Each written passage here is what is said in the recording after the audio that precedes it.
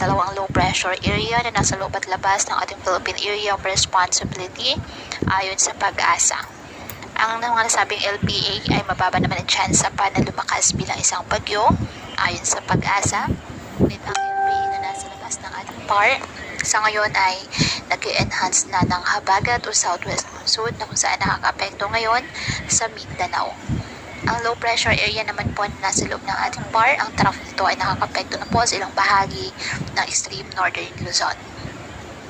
Wala pong nakataas na gale warning sa anumang baybayin ng karagatan kung kaya malayang makapamalaot ang ating mga kababayang mangingisda at may maliliit na sasakyang pandagat.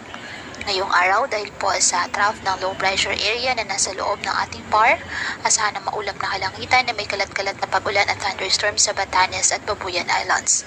Apektado naman ang habagat na in-enhance ng low pressure area na nasa labas ng PAR ang Zamboanga Peninsula. Kaya asahan din po dyan na maulap na kalangitan na may mga kalat-kalat na pag-ulan. Habang sa nalalabing bahagi ng bansa kasama na ang Metro Manila, bahagyang maulap hanggang sa maulap na kalangitan with isolated rain showers or thunderstorms dahil sa southwest monsoon at localized thunderstorms. Kaya pinapayuhan ng ating mga kababayan na may maingat at maging alerto po sa mga posibleng pagbaha at pagguho ng lupa at